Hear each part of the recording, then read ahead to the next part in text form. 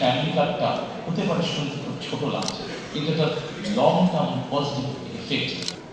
এই কার্ডের মাধ্যমে আমরা আমরা যেটি এর মধ্যে ক্যাম্পেইন করেছি, সেখানে আমরা বলেছি আমরা তাদেরকে প্রতি মাসে 2 থেকে 2,500 টাকা আমরা তাদের কাছে পৌঁছে দিতে চাই, অথবা সমপরিমাণ খাদ্য সহযোগিতা তাদের কাছে পৌঁছে দিতে চাই। অনেকেই বলতে পারে যে 2 থেকে 2,500 টাকা দিয়ে কি হবে? আমরা যদি একবার বলি আমরা তাদেরকে পুরো মাসের সহযোগিতা দেবো। আপনি চিন্তা করে দেখেন, গ্রামের একটি সাধারণ পরিবার, যার সদস্য সংখ্যা এভারেজে 5 থেকে 6 জন। আপনি যদি তার এভারেজ খুব এসেনশিয়াল বাজার সদাই যদি আপনি মনে করেন 5 থেকে 6 হাজার টাকা হয়ে থাকে, মিনিমাম নিচে কষ্টকর ব্যাপার এটা হয়ে থাকে, অর্থাৎ 4 সপ্তাহ খরচ যদি চাপ থাকে, আপনি যদি তাকে 2,500 টাকার মতন দেন, তার মানে আপনি তাকে মোটামুটিভাবে 1 সপ্তাহের একটা সাপোর্ট আপনি তাকে দিচ্ছেন। এই 1 সপ্তাহ সাপোর্টটা আমরা যেন আজকে এত সুন্দর জায়গায় বসে আলোচনা করছি, আমাদের কাছে এটা গাইড হয় বা আমরা যদি তাদের সেই বাস্তব অবস্থায় যাই, এই 1 সপ্তাহ 2,500 টাকার সহযোগিতা তার জন্য বিরাট ব্যাপার। এই 2,500 টাকা সে কোনোভাবে খরচ করছে, কিন্তু আপনি যখন তাকে এডিশনাল সাপোর্ট দিবেন, তখন একটা নারী এই 2,500 টাকা বিভিন্নভাবে খরচ করবে, অথবা সে তার নিজস্ব খরচ থেকে যে টাকাটা সে বাঁচাতে পারবে সেটা তার বিভিন্নভাবে সে খরচ করবে। আসলে আমরা সংক্ষেপে দেখি সে কিভাবে কোথায় সে খরচ করবে। আমরা যে স্টাডি করেছি সেখানে আমরা 3টি জায়গা পেয়েছি যেখানে একজন নারী যথেষ্ট অর্থ বাঁচাতে পারেন সেটা সে খরচ করবে। কোথায় করবে? প্রথমত তার পরিবারের যে সন্তান আছে তাদের খাওয়া দাওয়া হেলথের পিছনে সে খরচ করবে। প্রথমে যে তার ছেলেরা একটু ভালো খায়, একটু ভালোভাবে খেয়ে করবে।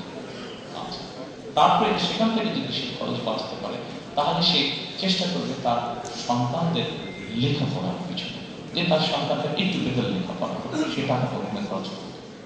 তারপর থার্ড জায়গা সে যেটা খরচ করবে, সে যদি টাকা সাশ্রয় করতে পারে, সেভিং করতে পারে, তাহলে সে যেটা করবে সেটা তার আশেপাশে গ্রাম অঞ্চলে সে ছোট বিনিয়োগ করবে, ইনভেস্ট করবে, অর্থাৎ লোকাল ইকোনমিতে সে কন্ট্রিবিউট করবে, লোকাল ইকোনমিতে সে লাভ করবে। প্রিয় সহকর্মীবৃন্দ, আমরা যদি এইভাবে দেখি, একটা পরিবার 5 বছর 7 বছর ধরে এই সাপোর্টটা পেল।